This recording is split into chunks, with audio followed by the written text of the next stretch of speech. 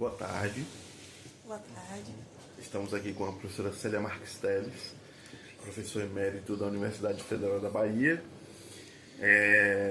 do setor de Filologia Românica, e que muito nos inspira e a quem eu agradeço imensamente o convite de estar aqui conosco nessa sexta-feira chuvosa de Salvador, juntamente com os outros membros do grupo, né?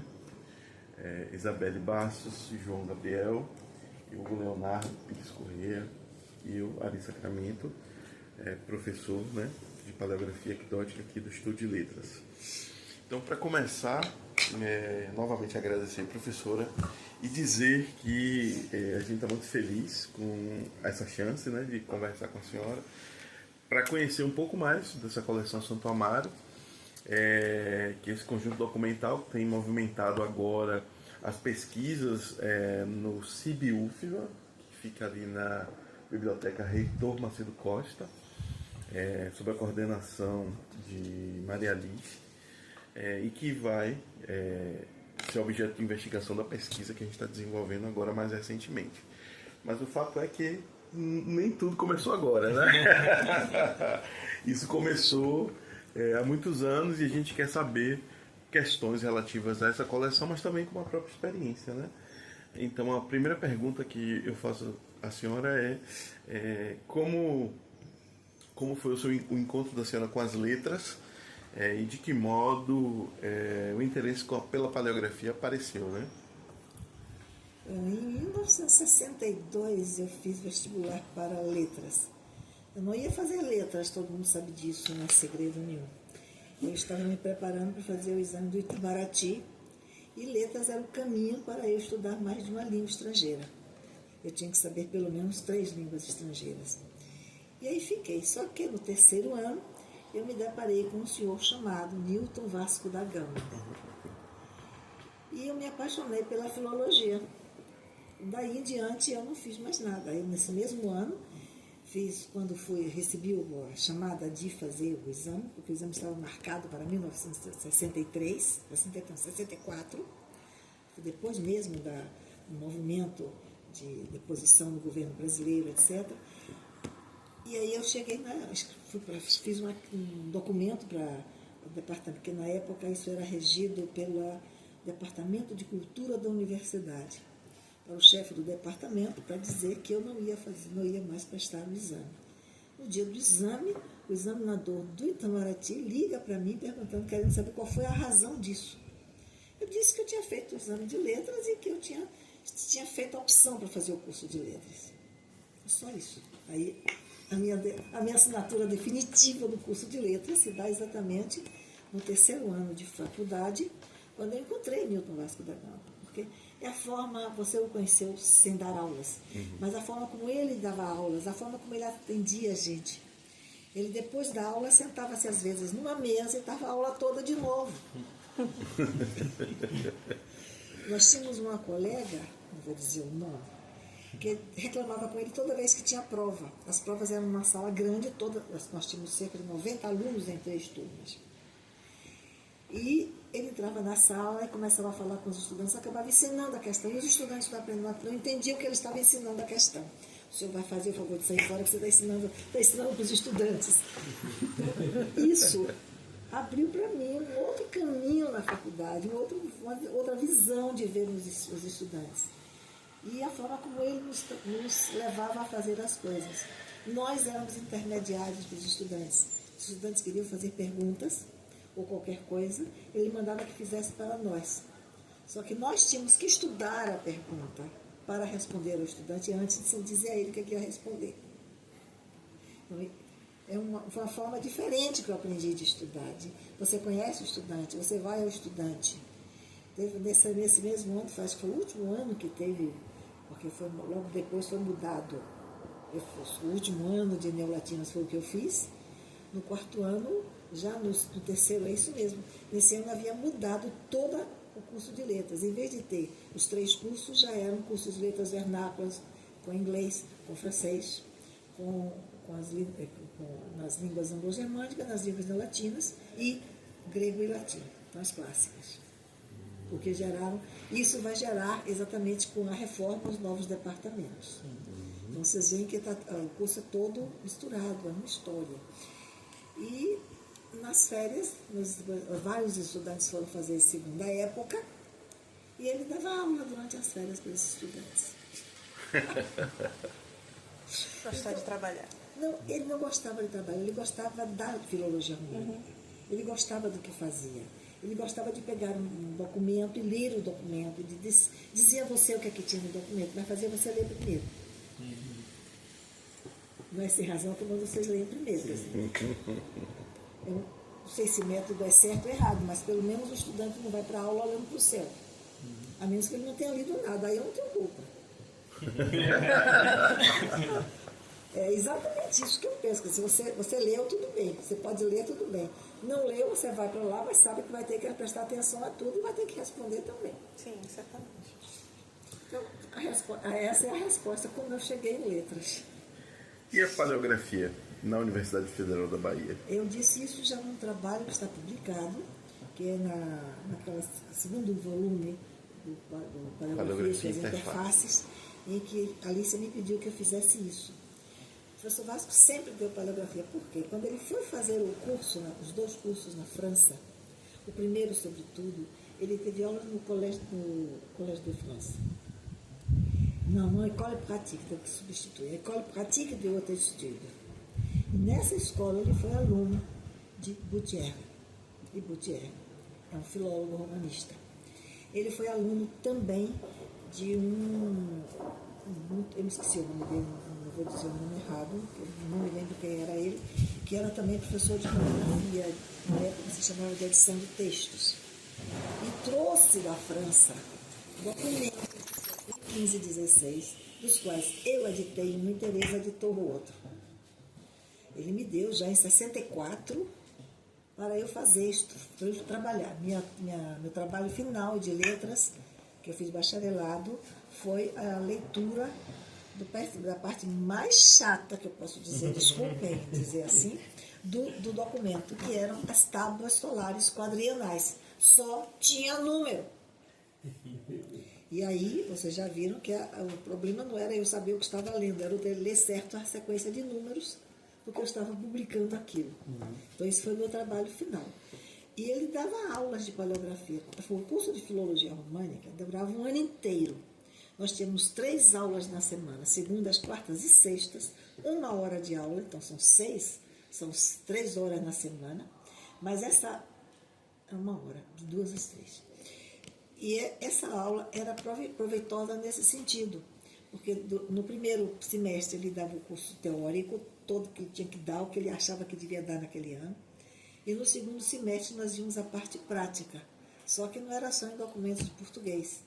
Nós vimos português medieval, castelhano, outros dialetos de Castela, como leonês e aragonês, o francês antigo, o provençal antigo.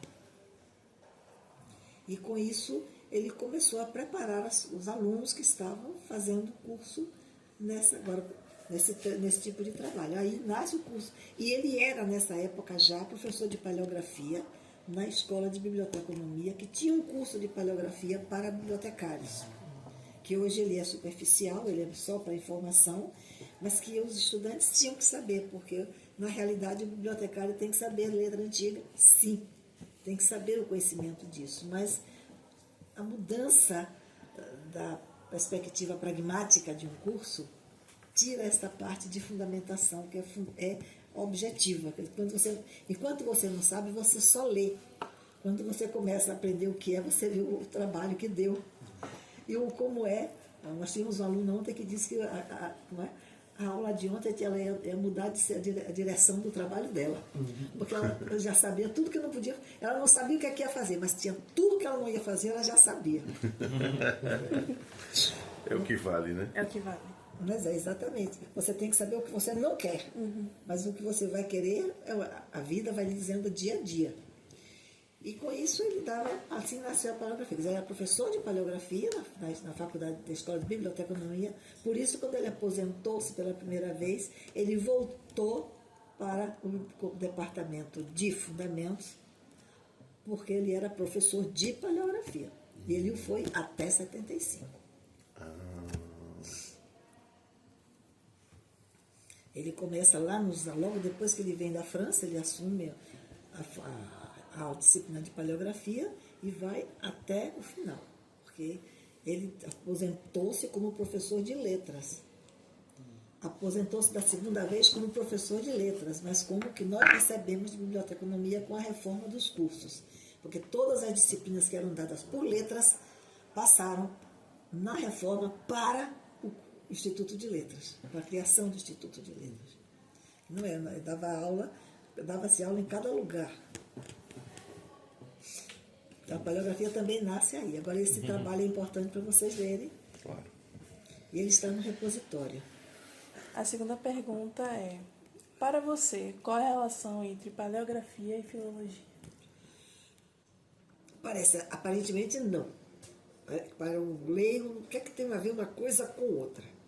Eu não faço filologia sem paleografia e eu não faço paleografia sem filologia. É o mesmo problema da linguística, aquele esquema maravilhoso exatamente por isso, né? Você tem um texto, um papel seco, que tem escrito o que está escrito aqui nesse papel, por exemplo.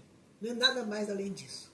Mas no momento em que eu sei o que tem dentro desta caixa, ela adquire uma outra dimensão de trabalho, uma outra forma.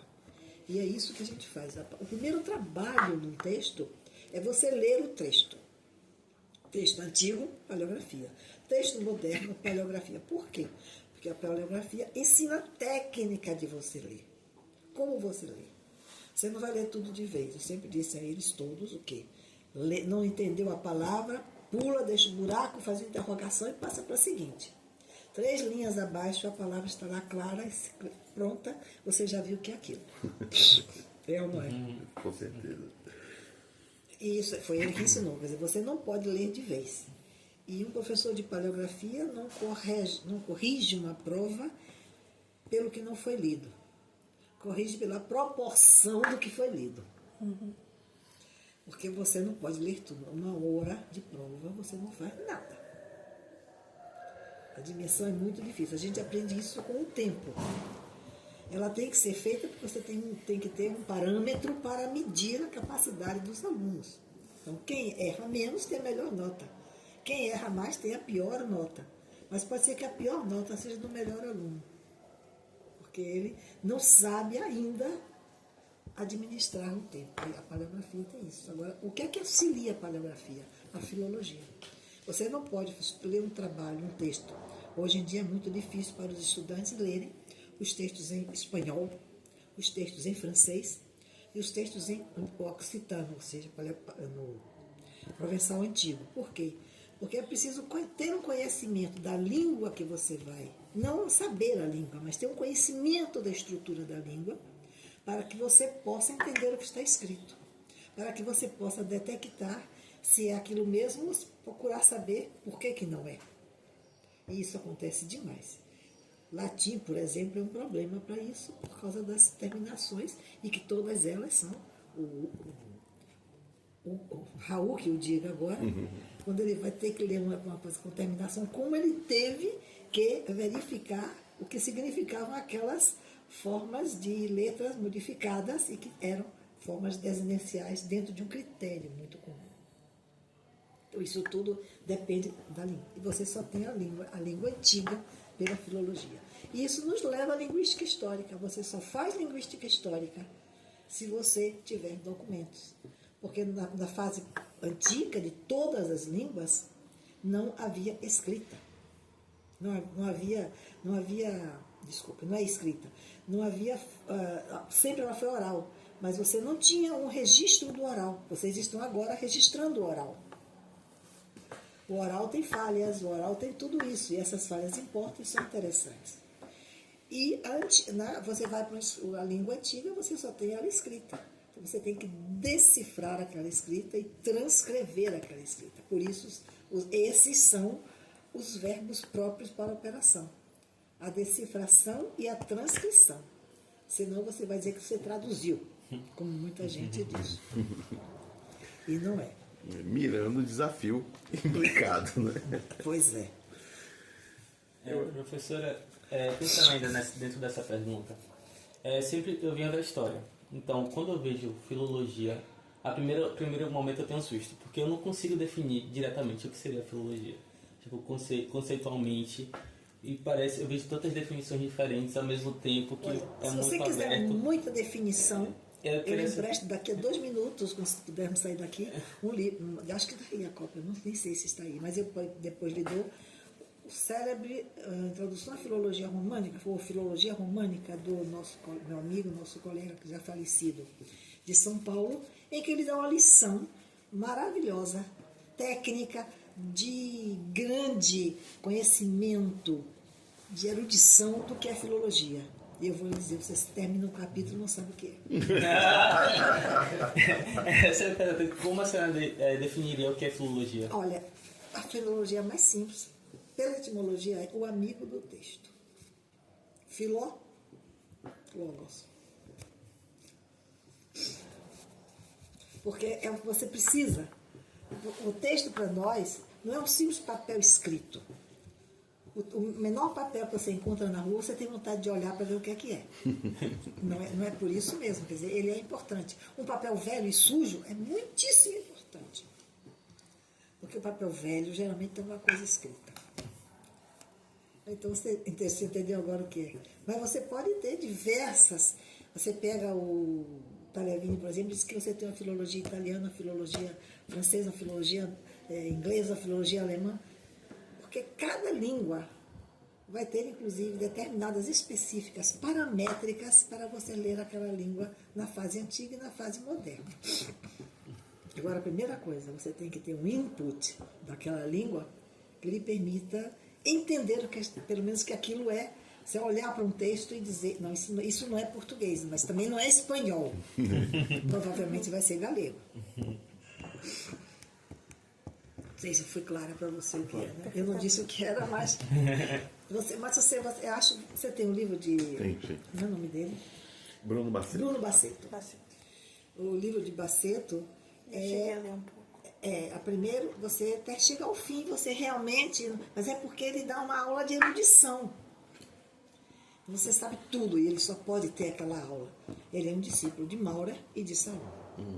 Os dois grandes filólogos, conhecedores, classistas e humanistas de excelência dessa fase da USP. Eu fui orientanda de Salom e conheço muito bem.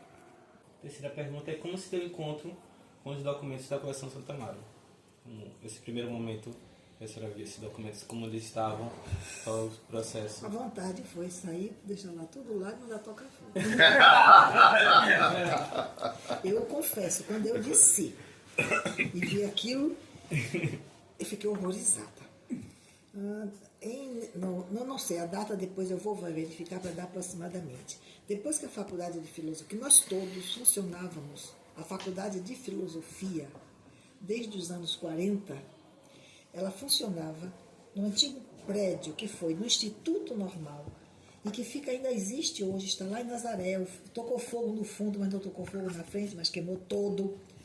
E era tudo junto. Nós demos todos os cursos de filosofia. Significava que você tinha todos os cursos de geografia, história, história natural, ciências naturais, sociologia.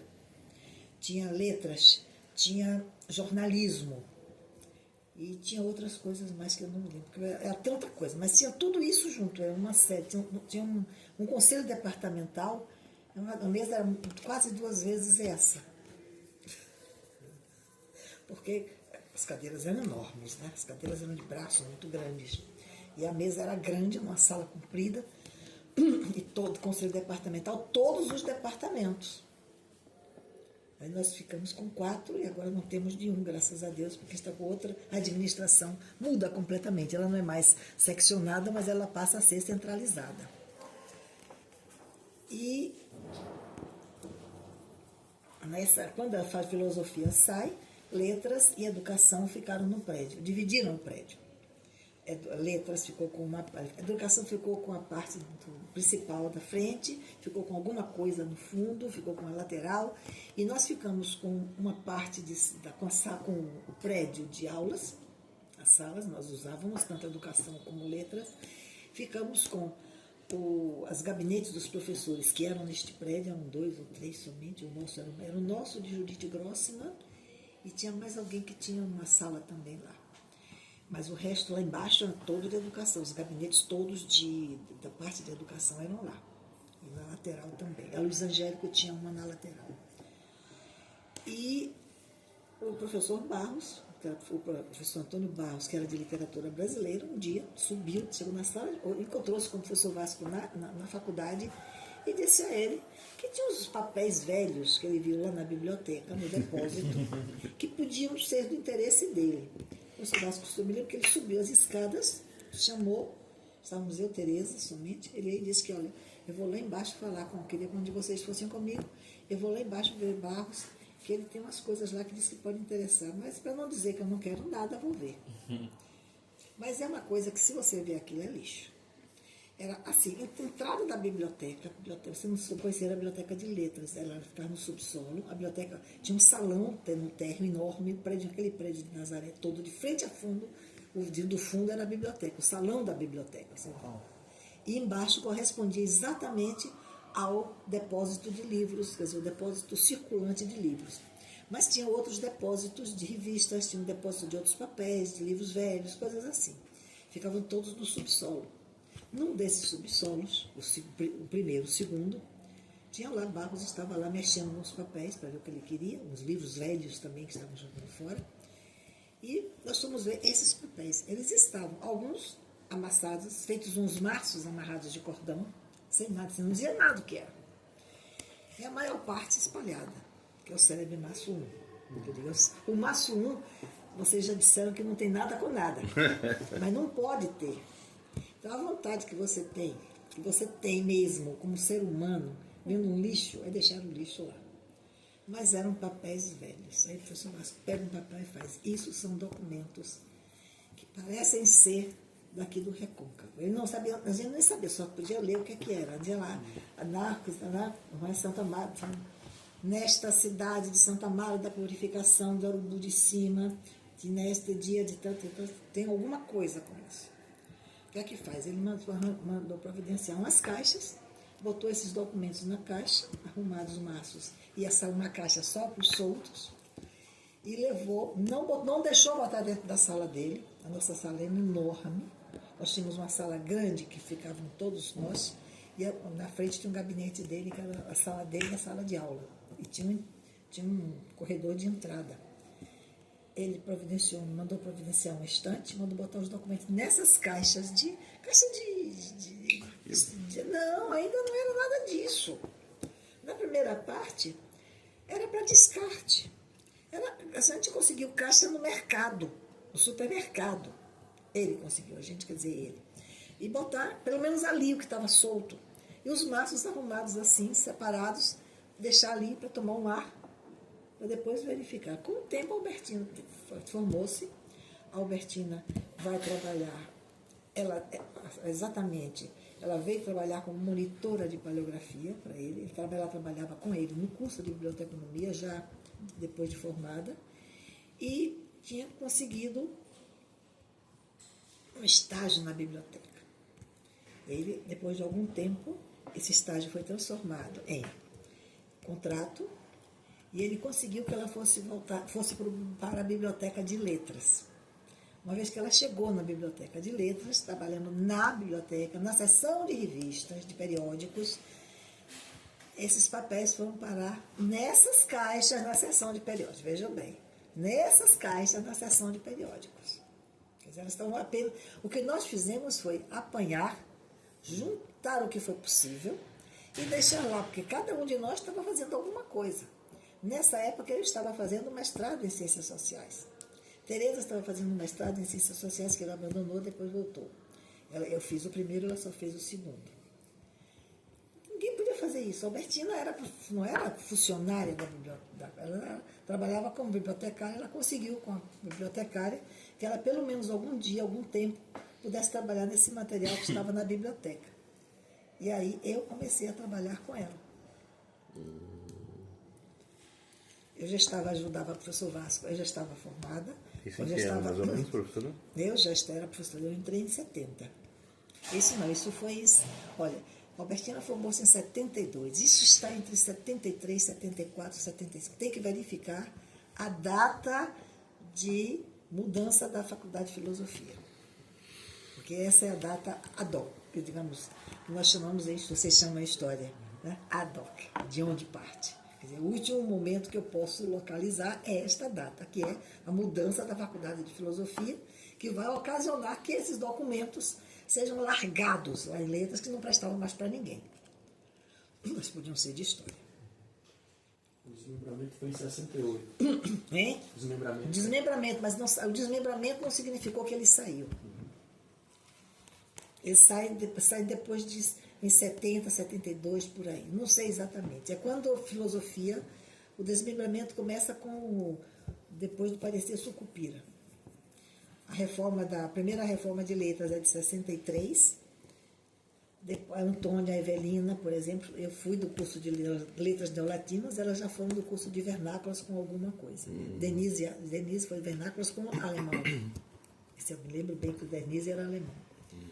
Eu não sei dizer eu era estudante comum como qualquer um de vocês. Ainda era estudante. A única vantagem que a gente tinha é que nós trabalhávamos com os professores, conhecíamos a moça que fazia café. Quando ela acabava de servir o café, a gente tinha direito a tomar um cafezinho.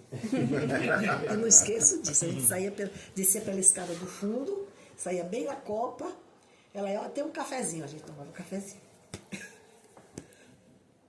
Mas depois dos professores, quando eu comecei a trabalhar com o professor Vasco, a gente tinha direito a toda a merenda, tudo que dava para o professor, nós estudantes tínhamos, mas eram bons tempos. Vale a pena lembrar, porque tinha cafezinho todo dia para todos os professores. O professor na sala, ela vinha com bem, dessa época, ela era copeira, mas ela não era de letras, eu não sei de onde. Mas era copeira. Então, a copeira por isso, porque elas faziam esse serviço de preparar café, de servir café a todo mundo. Hoje, se você quiser, você tem que pegar a sua cafeteria e fazer. Falar disso, eu tenho uma cafeteira aí, se vocês quiserem. Está lavada e limpa. Eu não usei esse ano inteiro. Mas eu posso dar para vocês usarem. Maravilha. Eu sei que faz falta um cafezinho. Faz falta. Professora, a senhora falando aí que começou a trabalhar com a professora Albertina, né? Eu imagino que naquele momento a senhora estava começando também a desenvolver uma série de conhecimentos na área de gestão de documentos, né? Onde é que foi possível? Não foi possível como gestor de documentos em absoluto. Foi simplesmente alguém que trabalha com papel, que reconhece a importância de um documento e que vai tentar guardar ou salvaguardar isso para o futuro. Então, tudo que nós tínhamos eram caixas de papelão. No primeiro momento foi qualquer caixa serve. Depois nós começamos a trabalhar com esse maço que estava aberto e vimos que não podíamos... Nós duas não tínhamos como descrever alguma coisa. Mas, de qualquer forma, nós começamos a limpar. Aliás, quando ela desceu para a Albertina, já estavam limpos. Agora, como é que a gente limpava? Avental, máscara, luvas e umas trichas compridas. A pedreira tem uma tricha deste tamanho, que eu tenho uma aí que a gente limpa pó de mesa, etc., limpa livro com elas, mas não é. É um pincel largo, assim, de 3, 4 dedos, que nós usávamos para tirar esse papel. Tinha um pó preto. Tereza, assustadíssima, não pegava de jeito nenhum, porque aquele pó era pó químico, e pó químico fazia mal. Eu disse, eu estou de máscara, estou de luva, não vou jogar em cima de mim, tem um avental. Nós limpávamos os documentos daqui para lá, para não receber aquele pó. Mas mesmo assim você tinha um pó. Infelizmente não tiramos nunca um retrato, mas tem um fato interessante que a professora Carlota foi a protagonista. Eu estava na minha mesa trabalhando, na nossa mesa nessa daí, na sua posição estava Silvia, que era professora de feira e passou agora para o NEB. Silvia, esqueci o nome dela, foi me orientando. Depois foi orientando de Rosa também, quando ela fez o mestrado. Silvia Rita. Silvia Rita estava sentada trabalhando, só que ela estava protegendo o cabelo, ela estava com um lenço na cabeça, de máscara, de luva e de avental. Carlota entrou assim e fez, boa tarde, Célia.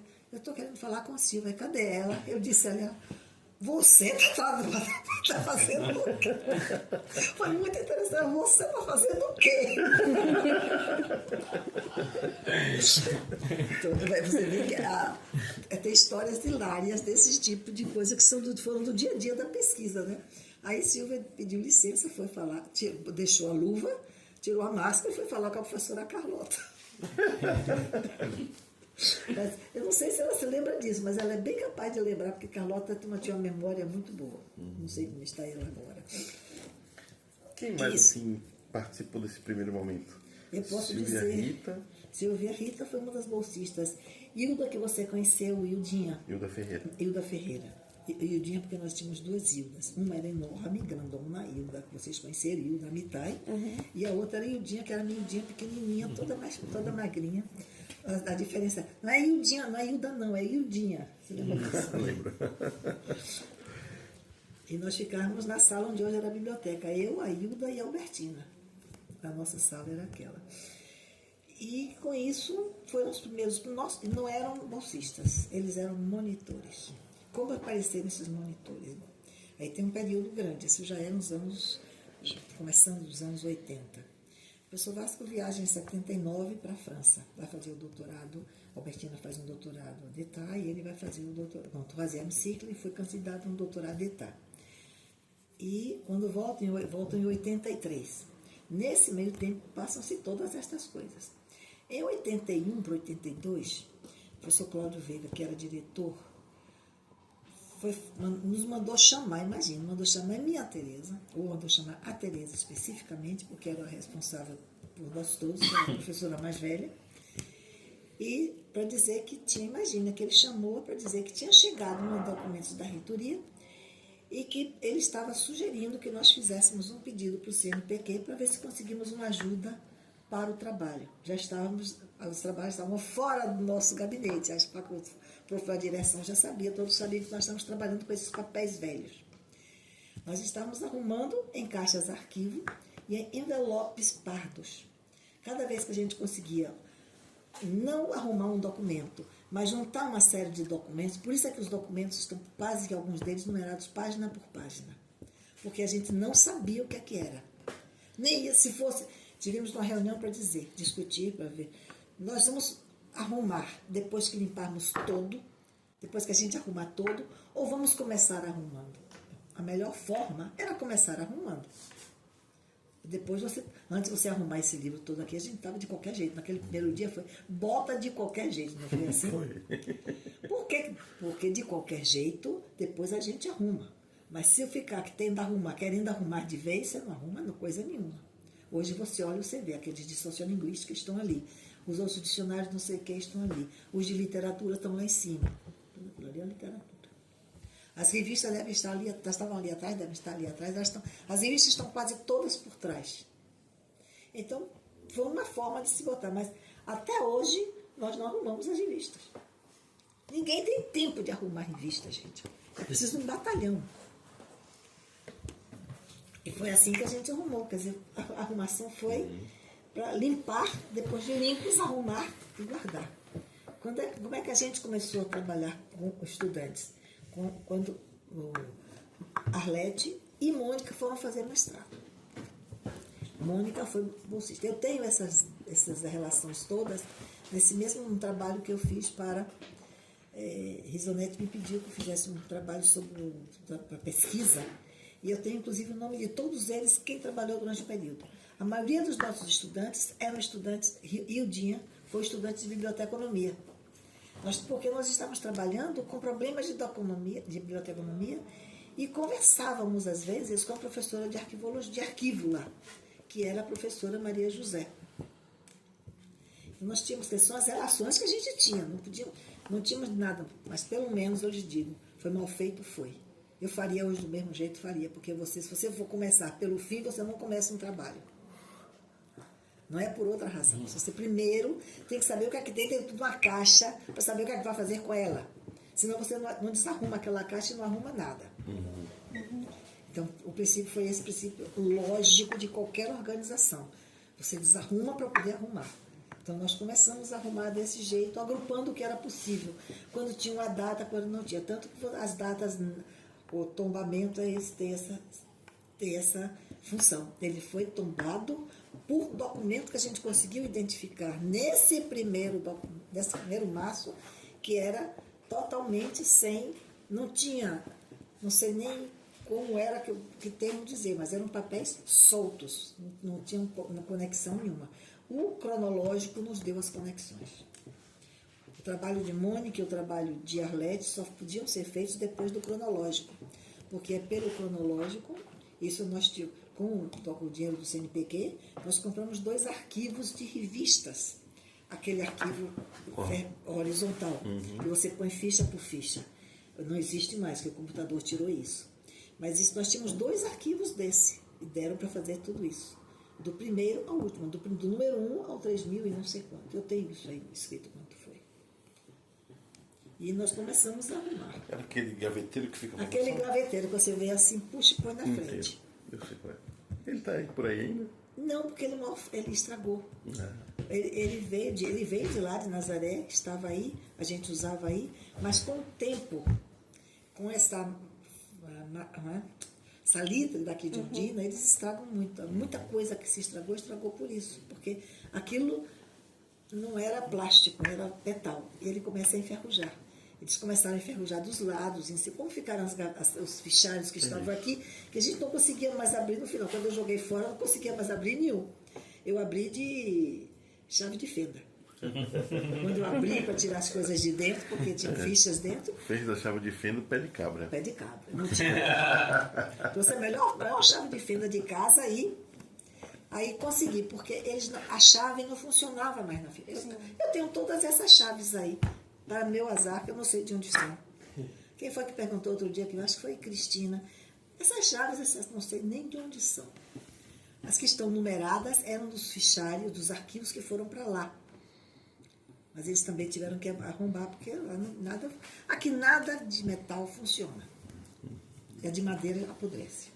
Já que a gente está falando de conservação, deixa eu perguntar uma coisa que... A outra coisa que eu tenho que dizer. O professor Vasco só nos deixou trabalhar dessa maneira, com máscaras e luvas e com o avental, e tínhamos que colocar um remédio antisséptico em todos os documentos. Porque nós não sabíamos o que era aquele pó. Daqui a pouco eu vou dizer o que era o pó. Era a minha próxima pergunta.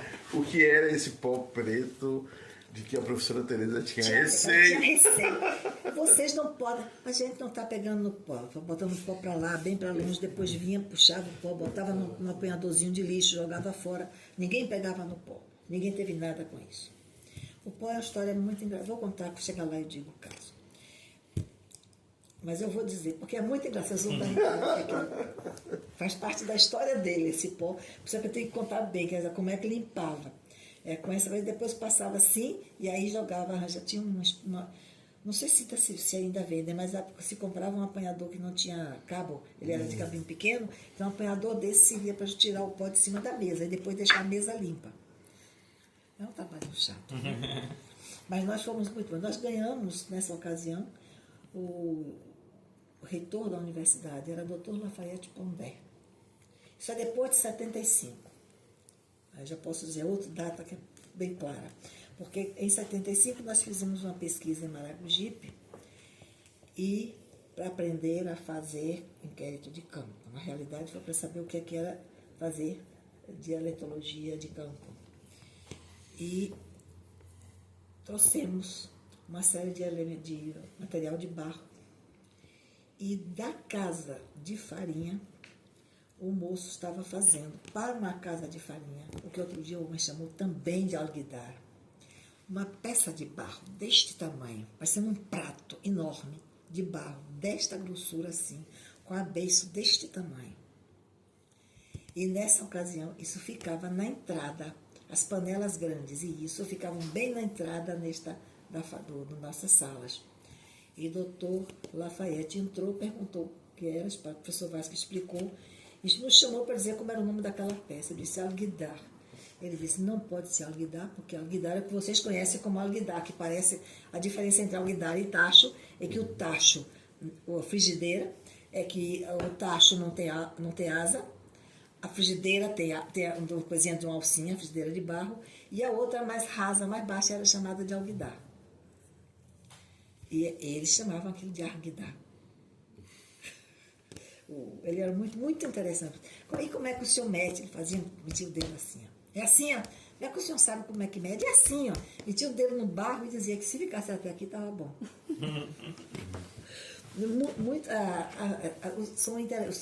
Os inquéritos estão gravados, mas estão também transcritos. Se vocês quiserem ler um dia, podem ler. Isso tudo para dizer o quê? Com a vinda do Dr. Lafayette, tempos depois, ele chamou o professor Vasco na reitoria e disse que tinha umas bolsas de... Nessa hora ele disse, Nilton, eu vou arranjar para você, ver se eu arranjo para você uns monitores. Mas isso ficou dito. Mas ele arranjou. Nos deu 2 monitores. Nós começamos a trabalhar, depois de ser 76, mais ou menos, com os monitores. 2. Eram muitos, porque a gente não tinha nenhum. E eles ajudaram a fazer essa limpeza. Então, por isso é que Silvia Rita estava fantasiada de funcionária hospitalar, porque estava toda vestida para não receber aquela... E ainda mais ela estava grávida já na época, ainda tinha isso. Mas tudo tem explicação na história, né? E com esses monitores nós começamos. De 2 monitores, no ano seguinte, nós podíamos pedir monitores, pedimos 4. E assim nós fomos ampliando o número de estudantes que trabalhavam conosco. Até que, mais adiante, também nessa época estourou o negócio todo da bola, dos ratos, nós tínhamos que mudar para aqui, para a Biblioteca Central. Nós não podíamos mais nem ter monitores, porque não tinha onde botar ninguém. Nós usávamos uma sala, isso aqui, a minha sala, a sala do professor Vasco era maior do que essa. A nossa sala era 2 vezes esse tamanho. Nós tínhamos metade de um andar, que era onde antes funcionava a biologia. Nós recebemos a sala com bancadas. Nós não tínhamos... A sala tinha bancada de todos os lados, os monitores tinham bancada para trabalhar. Como é que você trabalha com isso no salão da biblioteca, que mal tinha mesa para professor? Essa biblioteca Reitor Macedo Costa, né? No atual salão de leitura, ficavam 3 departamentos de letras com os seus professores. Meu Deus. Dividido assim na fila. Esta fila, a primeira fila era de germânicas, a segunda fila era de língua portuguesa, de frente ficava o francês e na outra fila ficava a língua inglesa, ou era ao contrário. Então nós ficávamos todos no mesmo salão, como professores trabalhando, e nós trabalhávamos lá. Hoje não tem ninguém trabalhando aqui. Dessa maneira.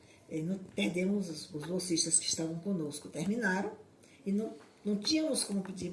Depois que nós viemos para aqui, em 86 foi, 85, 86, aí nós começamos a ter novamente os bolsistas. Mas em 94, com certeza, eu me lembro de ter feito um pedido de monitores, e que foi Elizabeth Azim, foi minha intermediária. Ainda antes de terminar 83, em 82, houve o primeiro congresso de arquivística para a professora que era responsável pelo projeto do curso, a Maria José, explicar o que seria o curso e para que seria o curso. E, evidentemente, convidou para o seminário inaugural os docentes que ensinavam no curso de biblioteconomia. E lá fomos eu e Tereza. Na época eu dava paleografia e Tereza dava história da literatura e literatura universal. Você vê que todas as disciplinas vêm de algum lugar, não foram criadas à toa. E nós 2 sentamos e combinamos o que ia fazer. Não, nós vamos levar uma história desse projeto. Vamos levar eu já lhe dei até o artigo uma vez. Levar um documento, vamos fazer um estudo de abreviaturas desse projeto e levamos as 2. Um eu fiz, outro ela fez, nós fizemos juntas e acabamos levando e falamos. Neste congresso, numa das sessões, o professor Luiz Henrique falou, estava no dia que eu fui falar, estava junto de mim. Nós falávamos sentados mesmo, não estávamos fazendo nada, assim, muito simples a sessão. E quando eu acabei de falar que sentei, ele disse, eu vou lhe dizer como é que esse documento apareceu. E quando eu sentei, ele me disse que foi o Vanderlei de Pinho, que é o autor de História de um Engenho no Recôncavo. Portanto, tem uma história de ele andar pelo Recôncavo, não sei em que período foi e quando foi, que viajando pelo Recôncavo, viu um homem numa canoa cheia de papéis velhos. Aí vocês podem imaginar a ligação. Santo Amaro está lá no fundo do Recôncavo, o engenho está aqui, o engenho Matoim está aqui, e isso acontece nessa mediação. Ele aí vai ver o que é, curioso que ele era, estudioso que ele era, e descobre que são papéis jurídicos, documentos jurídicos, e pede. O homem era um carroeiro e que tinha ido comprar esses papéis, ou que tinha recebido esses papéis, aí eu não sei, aí eu disse que eu não sei como foi. Ele aí parece-me que ele comprou os papéis na mão deste homem e os armazenou em algum lugar. Como eles vieram para Letras, eu também não sei. Mas a história deles é essa aí. E por que tem pó preto? Porque eles estavam servindo na carvoaria para queimar carvão. Faz todo sentido. Por isso os papéis estão queimados.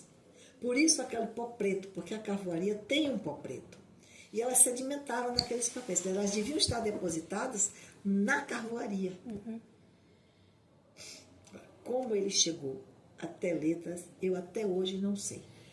Alguém deu, alguém levou, alguém achou interessante e não deixou jogar fora. É só o que eu posso dizer. Mas daí para nossa mão foi nesse dia, nós pegamos tudo isso, eu comecei por como encontramos.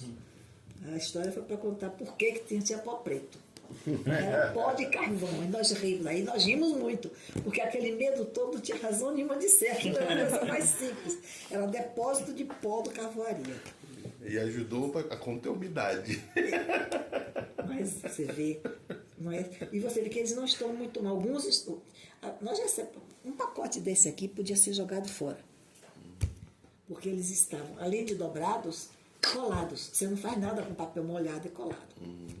Esses foi que nós descartamos de princípio. Não foi só esses poucos documentos, foi que nós conseguimos tirar que podiam ser trabalhados, porque você tem que ter muito material que hoje ainda não se tem. Imagine se você não tinha nem arquivo, quanto mais. Letras na época não tinha arquivo, tinha um arquivo, mas não podia ser chamado de arquivo porque você não encontrava nada. Risonete que o sabe. Era quando se chamava ainda de arquivo morto, né? Hoje a gente conhece a expressão, o quão danosa a expressão. Mas é muito difícil. Arquivo morto significava vai morrer mesmo. Ninguém dava importância a isso. Hoje são os arquivos históricos e você tem acesso aos arquivos de arquivo intermédio, arquivo, digamos, correntes, arquivos intermediários e permanentes. São arquivos permanentes nesses estão os arquivos históricos. Dentro deles, porque nem todo arquivo permanente é histórico, né? Embora todo documento possa ser histórico. Como todo documento é um monumento. E aí estamos nós metidos nisso até a alma. Curioso, foi o professor Luiz Henrique Dias Tavares. Dias Tavares. O professor de História da Bahia, né? Exatamente. Agora, tudo que ele me disse foi isso. Quem encontrou foi Vanderlei de Pinho. Eu não esqueci do nome, porque eu tinha acabado de ler a História de Engenho no Recôncavo. Que esses livros, vistos uma vez, eu tinha lido História do Engenho no Recôncavo para estudar o Recôncavo baiano, para aprender a selecionar o local para fazer uma monografia histórica, etc, etc. Foi por isso que eu li muita coisa, como li Cascalho, Do Roberto Salles, né? e mais os Jagunços e Heróis. Essa foi a literatura toda paralela, nós tínhamos que ler para tudo isso. Para entender a dinâmica, né? A história, né? A história é a sócio-história, a história cultural. A gente encontra na documentação Engenho Matoim, né? É isenta. Ele todo tem, sobretudo, eles eram da comarca de Santo Amaro, e o Matoim é da comarca de Santo Amaro.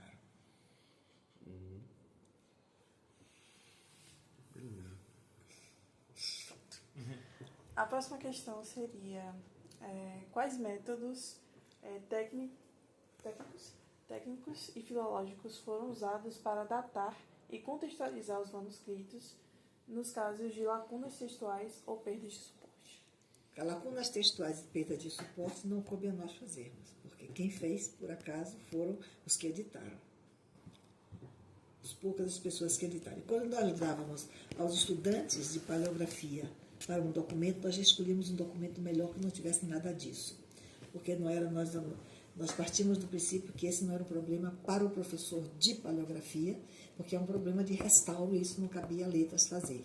Então nós tínhamos muito cuidado com isso, porque nós tínhamos acabado de ganhar uma questão, porque só quem podia dar paleografia na parte antiga era quem tinha paleografia. E alguém estava querendo montar um novo curso de paleografia. E nós ganhamos o curso de História exatamente por isso, porque nós damos paleografia para letras, para História e para a Biblioteconomia. E a História nunca foi da licenciatura, ele só era do bacharelado. Até hoje. Até hoje é do bacharelado. E foi a História que nos deu, digamos, a porta aberta para trabalharmos com esses documentos ao vivo.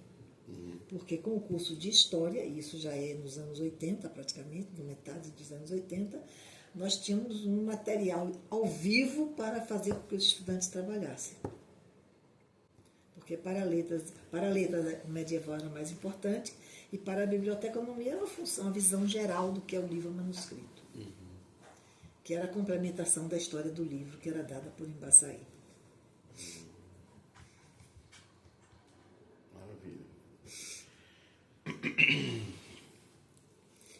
E aí nós não podíamos fazer isso, mas o nosso trabalho o método foi filológico.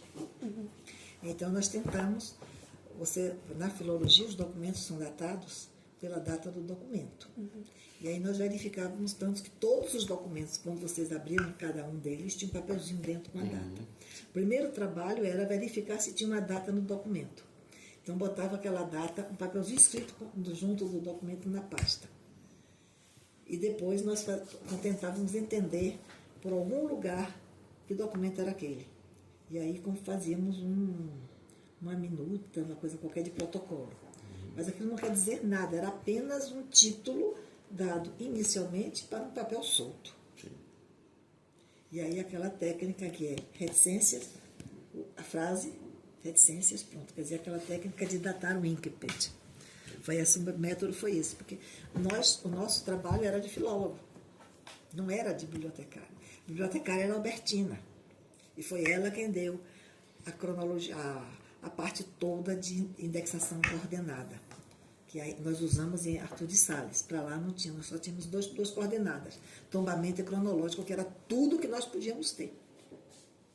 E dentro disso nós começamos a ver, cada vez que começava a limpar, quais eram os documentos que tinha, que aquela relação, que não sei se foi você, não foi o outro, que me disse que eles viram na relação, num trabalho meu, a relação de documentos que tinha.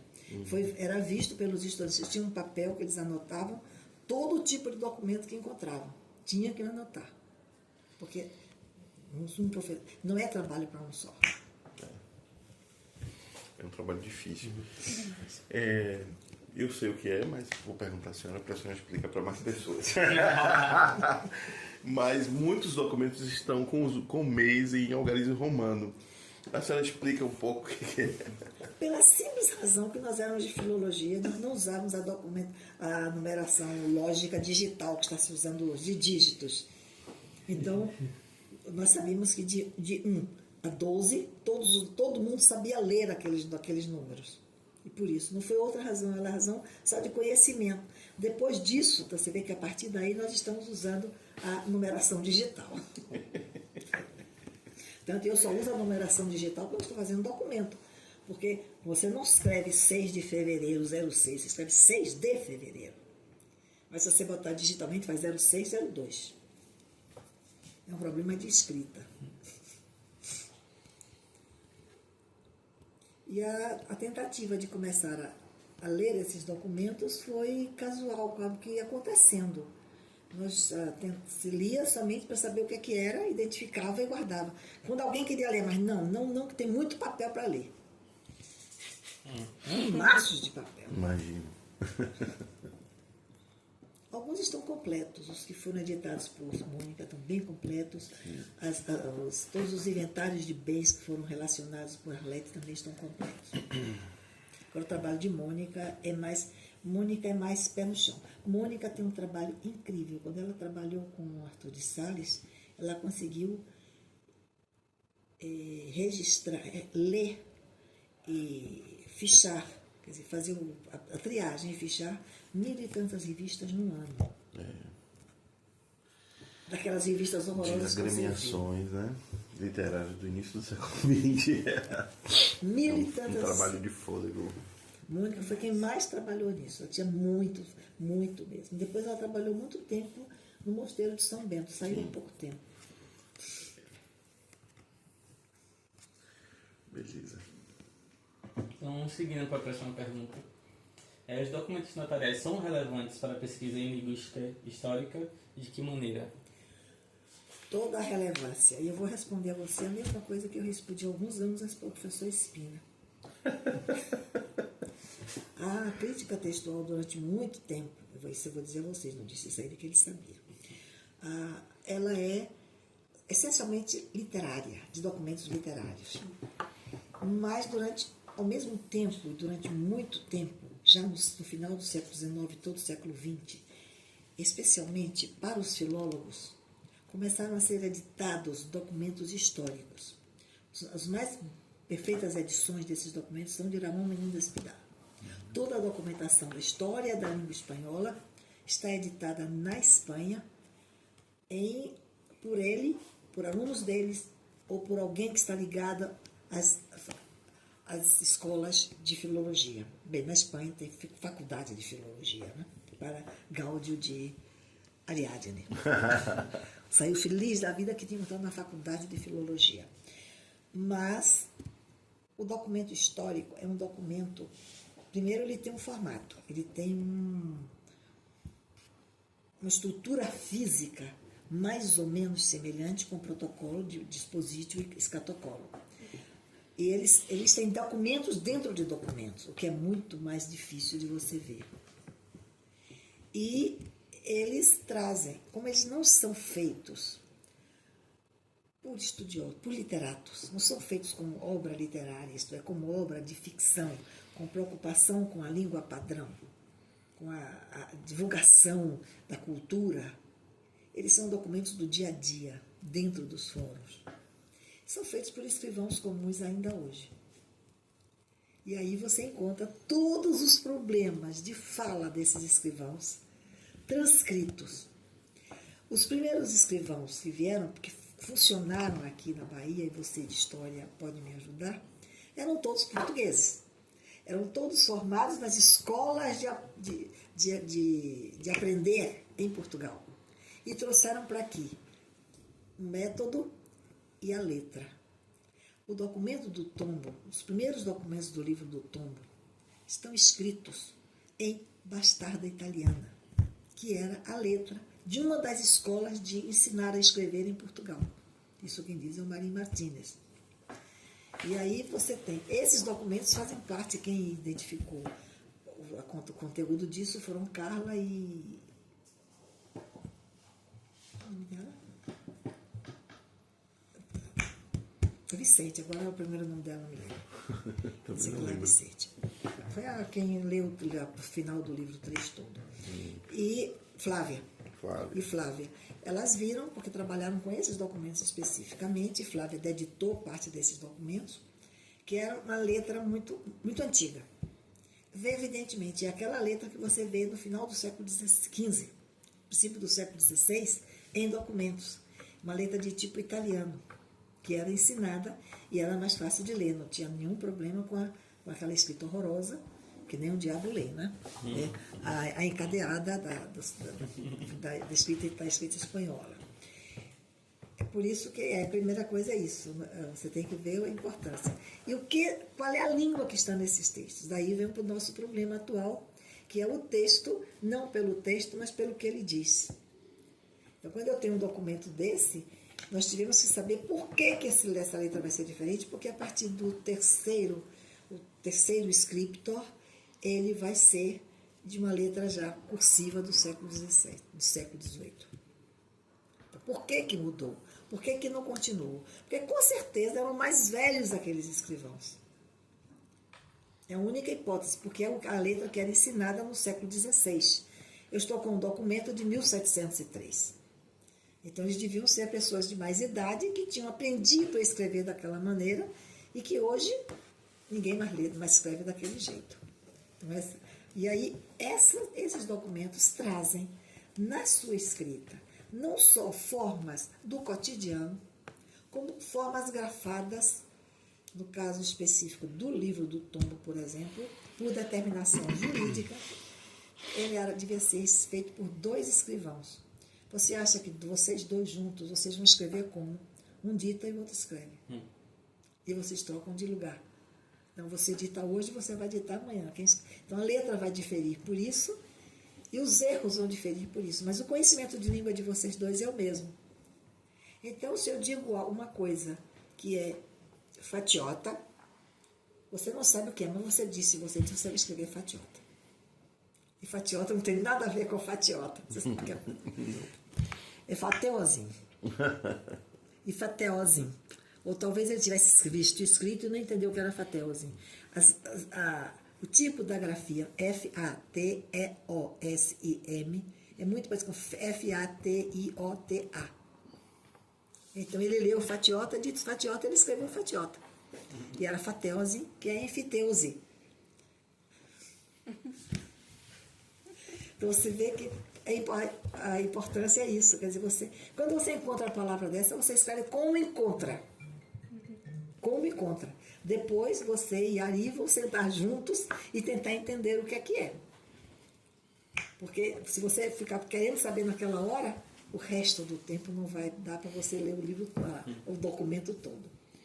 Você lê um documento daquele, no máximo 2 folhas por dia. É dureza. Bom, seguindo para a próxima pergunta. Como a senhora enxerga a importância do resgate e da edição desses manuscritos para a preservação da memória?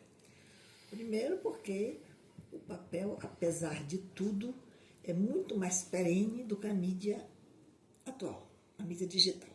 Isso não tem dúvida. Não vou negar a mídia digital, ela é ótima, facilita a minha vida profundamente. Nada como um bom computador que a gente possa usar. Você faz tudo ali. Mas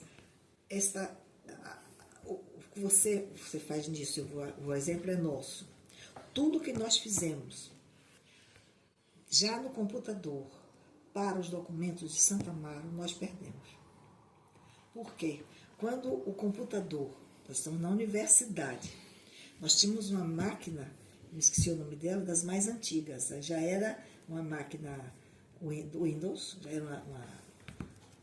já tinha formatação de uma, mas as primeiras não eram, as primeiras nós trabalhávamos com TX3. Que é mais fácil, você não perde, mas em compensação você não reproduz. E com o tempo, hoje os equipamentos, os meus estão todos parados, porque nunca mais João Paulo vê aí. Mas tudo bem. Se o computador mais antigo quebra, você não consegue recuperá-lo. A não ser que tenha uma técnica muito grande, você não consegue recuperar o que está escrito. Eu perdi 2 semanas atrás, 2.000 e tantos registros de palavras e estou refazendo tudo porque não resolvi fazer de outro jeito. Mas você perde porque você não sabe o controle disso aí. Você tem que levar para um técnico específico e a universidade não tem dinheiro para pagar isso. E o TI também não tem ninguém que faça isso. Então, as nossas universidades não têm essa capacidade. Quando nós estávamos começando a trabalhar com computadores, os computadores das equipes de trabalho eram melhores do que os da central da Universidade Administrativa. E você também sabe disso. Porque é aquele computador que pode comprar. Ainda hoje você pede um computador de alta qualidade, se você conseguir especificar bem e houver disponibilidade de dinheiro, você compra. Mas naquela época eu não podia, porque eu não podia importar.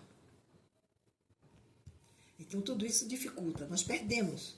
Tudo que foi feito desse material, com muito pouca exceção, foi perdido por isso.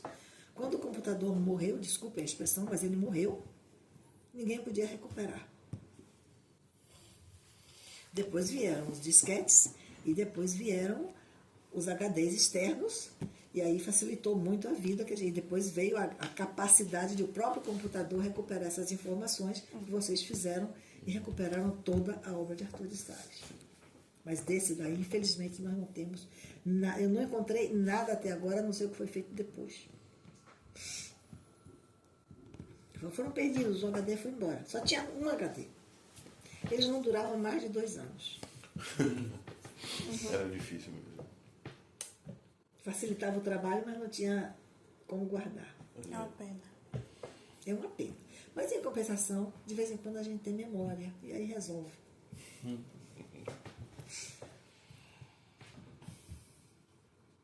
Eu não sei se eu respondi a sua pergunta da importância.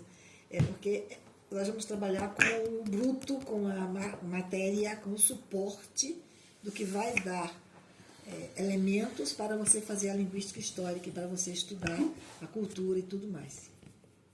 Mas aí você tem que ter o que tem lá, que nós vimos ontem na aula, que é um esquema muito interessante, o esquema. Tudo que é... São dois esquemas, o de Burgess, que é mais simples, mas o dele é bem mais complexo.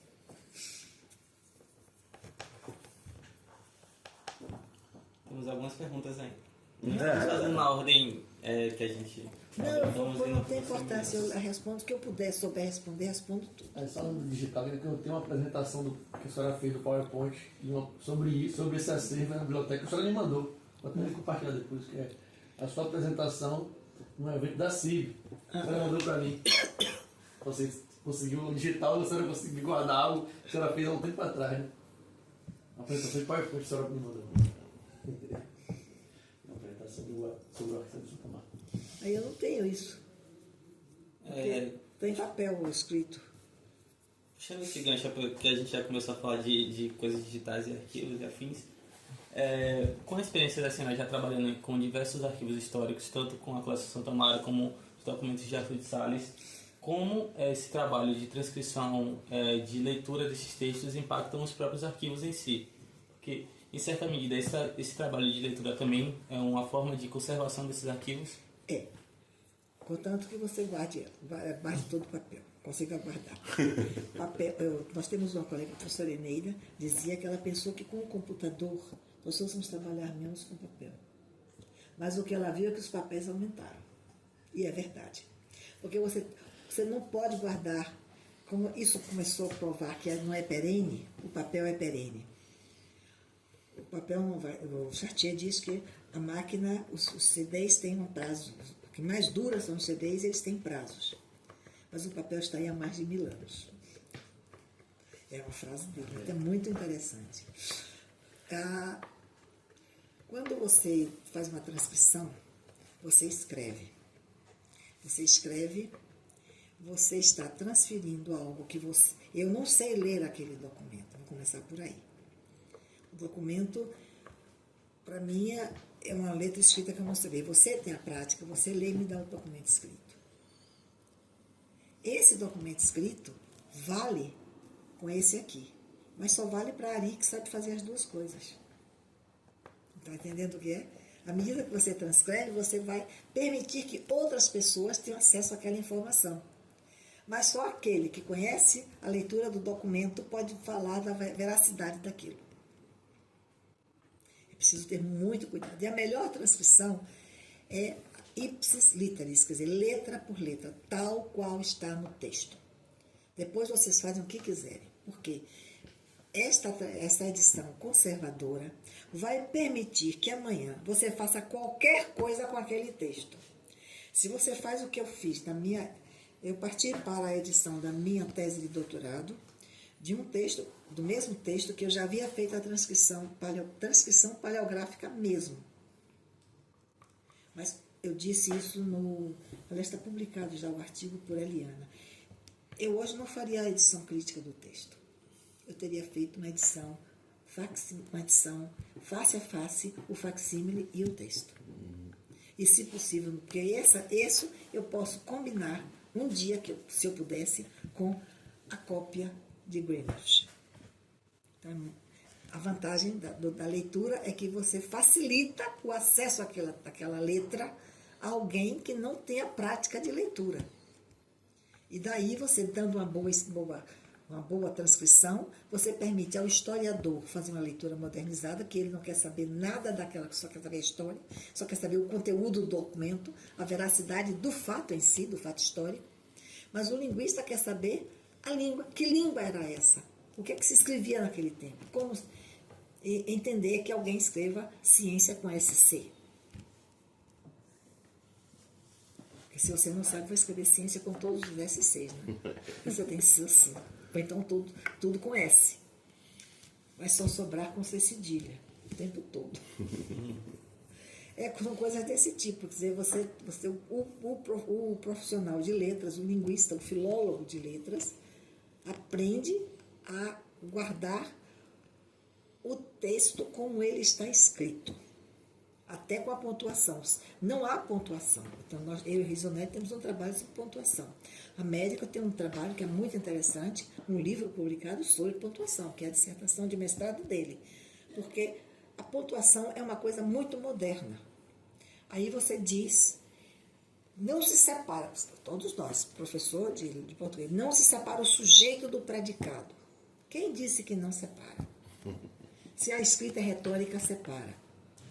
Porque a vírgula vai mostrar na escrita uma causa de efeito. Paulo casou-se com Maria. Eu tenho uma vírgula. Para eu ler assim, você sabe que você trabalha com retórica. Essa vírgula, eu leio Paulo casou-se com Maria. O Paulo, melhor ainda, no nosso português, Paulo casou com Maria. Né? Casou-se não.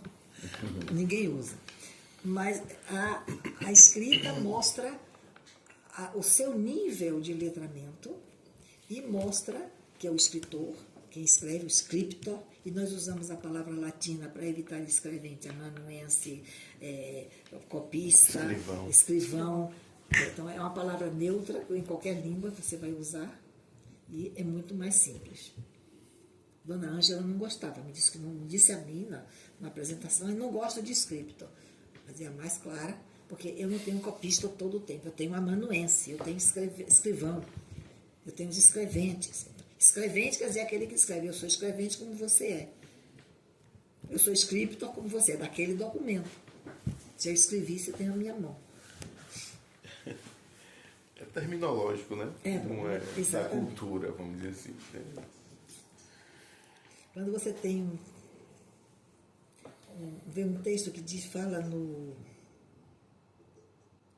copista, para nós, vocês lembram da Idade Média.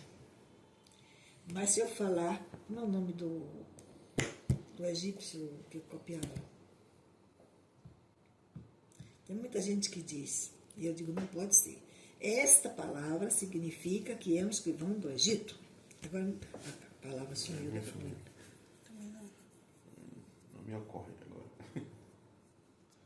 Geralmente quem tinha um é o faraó, né? A história é difícil, a história não é fácil, não. São muitos nomes, né? Tô tentando me lembrar da minha época de igreja. Mas eu vou lembrar daqui a pouco, eu digo, então a lembrança volta já. Pode ter mais pergunta ainda? Ok. Desde a graduação da senhora em letras, na década de 60, até os dias atuais, você acompanhou décadas de transformações na filologia. A filologia se transformou muito desses anos para cá. E ficou muito mais fácil. Eu, com Cherquilini, digo, eu faço essa filologia. Cherquilini tem um artigo muito interessante que ele vai falar o filólogo, você já viu, né?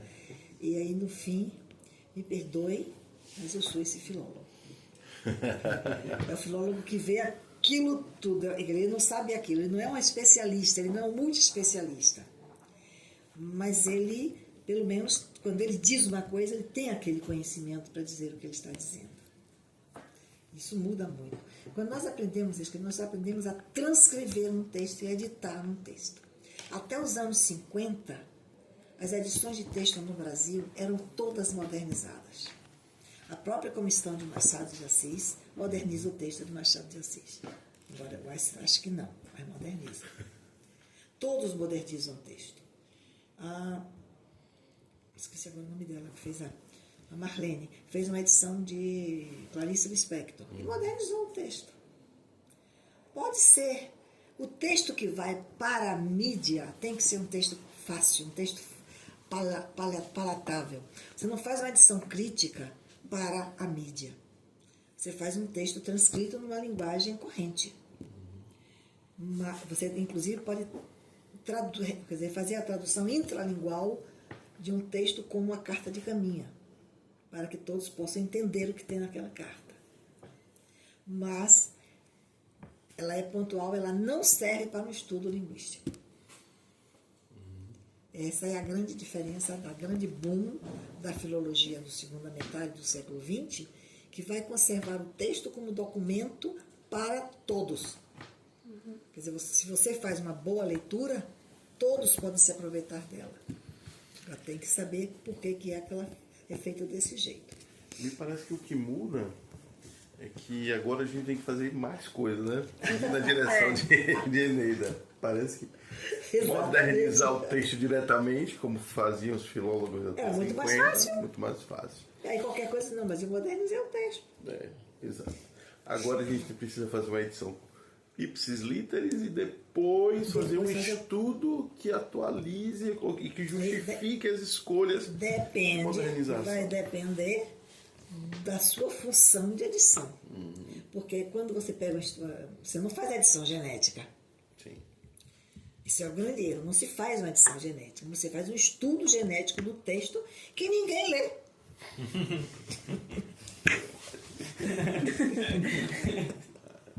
Mas é verdade pura. Porque quem fez a edição sabe por que Arthur de Sales escreveu Lelinha no meio da uma folha. Vocês não vão saber. Então, eu tenho que explicar que ele era casado com uma mulher cujo apelido era Lelinha. E qualquer um de nós, numa situação de casa, se está fazendo alguma coisa e alguém chama, você vai escrever Lelinha lá, como que diz, ora essa. É ou não é? É verdade. Eu acho que era no meio da folha. Tem alguma relação com a vida dele, pessoal. Agora, qual é ela, ele não disse. Mas isso a gente tem que estudar e tem que dizer. Mas também não vai dizer que tinha uma marca de copo de bebida no papel, né? A saída de Alicia foi linda, né? As manchas, né? Tem umas manchas arredondadas no papel. Mas é com certeza absoluta um pedaço de um copo de vinho. Se hoje você vai levar para o laboratório, vão dizer, mas não vão dizer isso, né? Que é outra coisa. Você pode ler tudo, mas você não pode divulgar tudo. Exato. Eu só queria dar uma complementada na pergunta. Ainda na mesma linha dessa pergunta, se a senhora percebeu mudanças significativas na questão de abordagem teórica, objeto de estudo, até no interesse mesmo dos estudantes em filologia atualmente. Ficou muito mais fácil para o estudante, embora os estudantes de hoje tenham um conhecimento menor do que os estudantes lá dos anos 70. Os estudantes dos anos 70 estudavam história, geografia, noções gerais de ciências naturais. Muitos estudaram latim. Estudavam pelo menos 2 línguas estrangeiras. E esse cabedal ajuda a você entender muita coisa. Não, vocês não sabem, vocês entendem. Mas você vai fazer porque você quer fazer, porque você estuda por sua conta. É verdade. Eu sei que não é cada um. Vocês em história têm que ter muito mais saber muito mais. Porque dizer somente que o Brasil foi descoberto por Pedro Álvares Cabral no dia 22 de abril não quer dizer nada. Porque tem toda uma história em torno disso. Você tem um documento que diz que foi naquele dia. Mas você não tem um diário de viagem de Cabral. Não pode dizer como é que ele chegou aqui. Você tem a carta em que o escrivão da frota narrava os principais acontecimentos. E o vento foi forte. O vento fraco, eles perderam uma nau, se não estou enganada. Por que eles perderam aquela nau? Ele diz. E ela se perdeu. Mas se você não sabe o que quer dizer perdeu, você não entende por que perdeu. Ela foi embora. Não, ela foi engolida pelo mar. Numa tempestade. Não sei se é São Bartolomeu ou qual é. Então, para a história isso é importante. Mas você já viu como você precisa do sentido das palavras para entender a história. Tem um texto interessante no Diário de Diogo Afonso, que foi transcrito por Manuel Álvares e que foi, no caso de Diogo Afonso, foi traduzido por Nichouten. E a nau Santa Clara acomeu o mar e o tempo.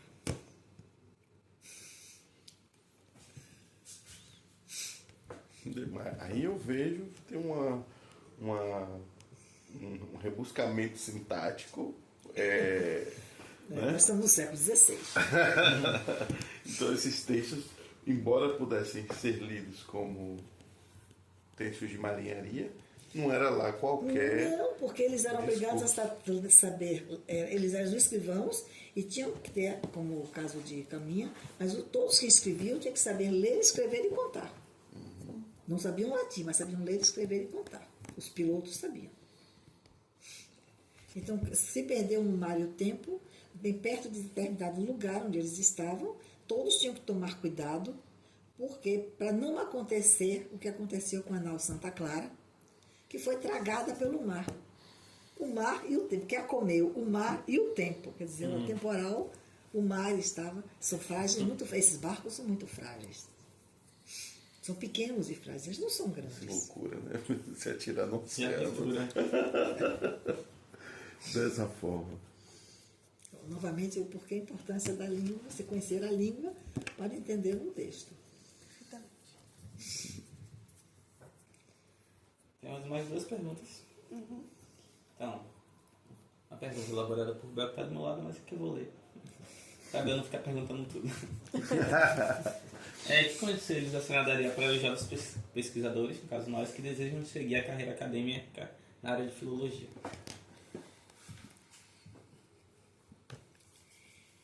Encontrei Vasco da Gama.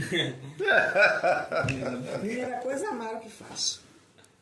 Você não adianta querer fazer uma coisa de que você não goste. Nós dizemos isso a todos os estudantes que fazem qualquer coisa, só faça o que você gosta. Caso contrário, você não vai fazer bem. E estudar, você não vai ler tudo o que você precisa ler de vez. A sua leitura é complementar ao seu próprio conhecimento. À medida que você vai lendo uma coisa, isso é interessante para mim, eu vou ler. Outro dia eu retomei para ler a história da cultura de Bakhtin, porque eu me lembrei que eu precisava de ver uma coisa ali dentro. Não terminei, mas estava lendo lá. Então é uma coisa assim, a sua leitura é que complementa o que você vai ler. E o seu trabalho tem que ser dividido entre o seu prazer de fazer o trabalho e a sua vida toda. Você não pode exclusivamente fazer o trabalho e esquecer que você tem que viver. Vá para a festa de São João, beba todos os licores que tiver. Para se curar a ressaca, trabalha. Não dá esse conselho, não. Eu Obrigado. vou a você. Tá registrado. Claro que hoje eu posso beber todo o licor que botar na minha frente. Logo hoje, no dia de Santo Antônio. Por isso é que eu estou dizendo. Maravilha. Você sabe o que eu digo logo. Mas veja bem, você não vai. Mas você está pensando que Ari foi, que Hugo foi, está em casa danado, não consegue dormir e não consegue trabalhar. Então você vai, fica algum tempo lá, diverte-se, depois você vai e trabalha, dorme, acorda e trabalha. Se estiver com sono, não trabalhe com sono, porque o computador escreve o que você não quer. A professora Sena sempre teve cética no trabalho, eu posso comprovar que trabalho com ela, que ela sempre, consegue fazer bem feito. E eu acho que também tem esse elemento da duração que a senhora falou no início, né? Ler dois fólios, não, a senhora não falou folha, mas não se lê mais de 2 documentos por dia. Não tem, veja bem, cansa. Vocês, nós estamos trabalhando com o computador, é muito fácil. Mas chega uma hora que as letras, para mim, que estou com uma visão mais fraca, já fiz a cirurgia, mas mesmo assim, de vez em quando, ela faz assim. Eu começo a ler, eu levanto, vou tomar um café, vou passear, vou fazer qualquer coisa. Aí eu volto, tá tudo bem de novo. Porque você cansa. E quando a mente está cansada, você não sabe. Eu tenho um caso que aconteceu comigo e com Rosa. Nós fomos para, acho que foi a Abralim, de Belo Horizonte. Ficamos no mesmo quarto. Era um apartamento bom, porque tinha quarto e sala, tipo hotel não, como é a parte. E voltamos do jantar E fomos as duas trabalhar. Eu, porque precisava terminar um trabalho, estava revendo o negócio lá da linguística histórica. E Rosa fazia qualquer coisa. Ela deu sono, disse, olha, eu vou dormir até amanhã, até amanhã. Disse, eu vou daqui a pouco, vou terminar aqui. Gente, teve uma meia hora depois, eu olhei o texto, eu não sei o que eu escrevi. Eu devo ter cochilado. Eu pulei 10 linhas do que eu estava transcrevendo. Por quê? Porque o cansaço não deixa você ler. Agora eu pulei, eu descobri ontem que eu deixei de preencher 4 registros passado da tese de Alicia para o meu texto. 4 registros. Está lá a palavra, os espaços vazios, que era Alicia Lose. Quer dizer, eu sei que é, porque a primeira coisa que eu faço, a primeira e a última coluna, eu faço logo, para saber de quem foi. É outra coisa, nunca deixar para depois. Lembra botar no hora, depois você apaga, mas bota na hora. E aí, quando eu estou passando, parei aqui, aí parei o que eu estava fazendo, fui lá, completei e voltei. Porque senão eu vou esquecer de novo. É uma coisa interessante, né? Não, o trabalho, e outra coisa, o trabalho, a método dela não serve para você, não serve para algum, não serve para ali, não serve para mim. Eu sempre disse a vocês, né? Vocês têm que fazer isso. Como você vai fazer, você vai ver a melhor forma para fazer. Senão eu vou deixar o artigo e ponto final. Né? O Nilzete. Não, o Nilzete fez tudo aconteceu nas coisas. Fazia muito bem. Tinha ótimas ideias. Mas ela escrevia de uma maneira complicada. Ela tinha um português rebuscadíssimo. Não podia fazer, não ia passar aquele resumo nunca. Nunca. Aí ela disse, a professora Célia deixou o título, o artigo que iniciava e o ponto final. Era uma figura. Mas é verdade isso, eu não deixei tudo. Ela tinha muita coisa que prestava. Mas vocês têm que ter esse cuidado. O resumo tem que ser aquilo que está pedido. Essa semana eu tive que fazer. Você viu que eu falei com... Não, eu falei com Risonete outro dia. Mas foi na semana passada. Eu fiz um resumo, era um resumo. Quando eu fui ver o que pediram, eu tinha que ter 300 palavras. O que você faz? Corta. Não, eu tinha 10 linhas. Parafrasear um monte de coisa. Não podia parafrasear nada. Eu fui lá no trabalho e fui cortando um pedaço que eu ia botar lá dentro. É um resumo que eu ia dizer, aquela coisa que você já sabe, as reminiscências medievais em Arthur de Salles. Maravilha. Vai ter o congresso da Brem, né? É o congresso da Brem, que o nosso amigo me fez receber o meu depois. Eu não recebi nada. O problema do e-mail UFBA, quem tem meu e-mail UFBA não está falando comigo. De certa forma é ótimo, que a opção de trabalho não aparece, não sabe?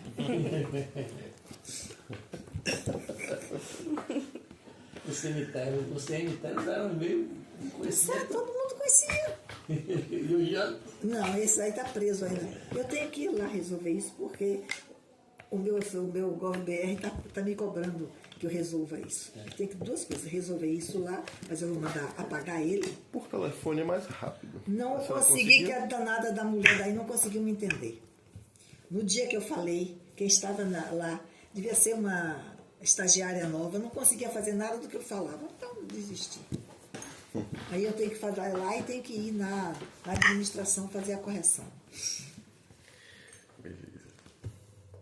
Última pergunta, né? Bom, a entrevista já Eu está... trouxe coisas para mostrar a vocês aqui. Mas tem uma pergunta ainda. É a perguntinha. Afinal. Então pronto. Pode fazer a pergunta. Desculpa. Não, vou aqui.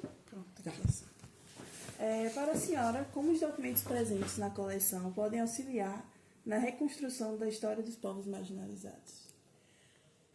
2 razões. Eu acho, para mim foi um choque quando eu vi isso.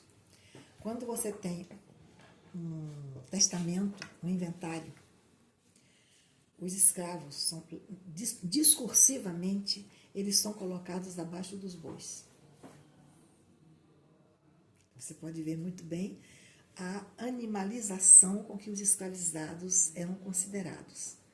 Porque um testamento é dado pelos... Primeiro vem a casa, as terras, depois as posses. E os escravos diziam, temos tantas cabeças de boi, etc. E depois vinham eu tenho tantas peças de Guiné e tantas de peças da terra. Índios e negros, da mesma maneira. Isso mostra, você vê que não é invenção, a história não disse, ninguém disse, mas que os documentos estão dizendo. Eles não eram humanizados. É horrível isso. É horrível. Por isso que eu disse a você que eu tomei um choque quando eu vi isso e nunca pude esquecer. Eu nunca tinha lido um testamento desse tipo, né? E quando eu peguei o inventário, fiquei horrorizada.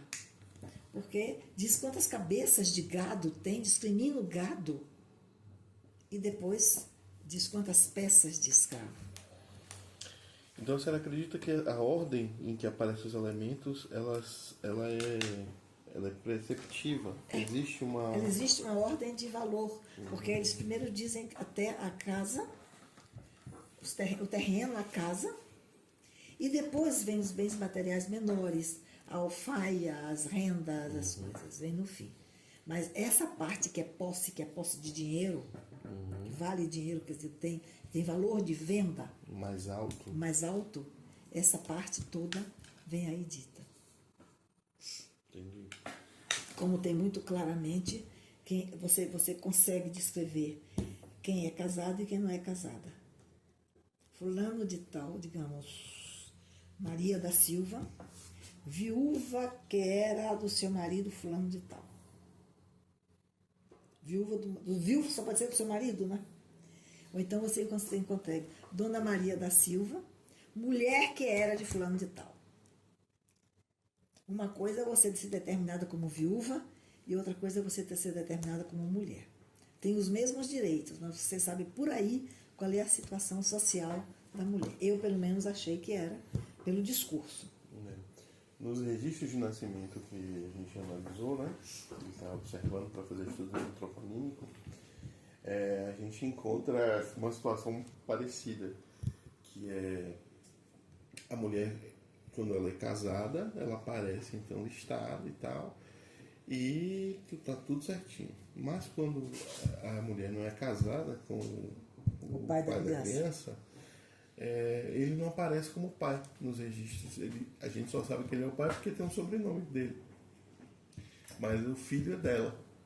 Mas ele não aparece Por como pai, isso é embora que tenha um hoje em sobrenome. dia nós todos temos que, qualquer que seja a situação social, é o nome da mãe que você coloca. O importante aqui é que você vai falar os elementos, né? História, sociohistória, tudo, porque você lê um assentamento de nascimento, você vê que a mulher declarou o sobrenome de duas pessoas, esse dado isolado não é nada, né? Mas se você faz uma análise geral, por que tem um sobrenome a mais? Não é tudo dela.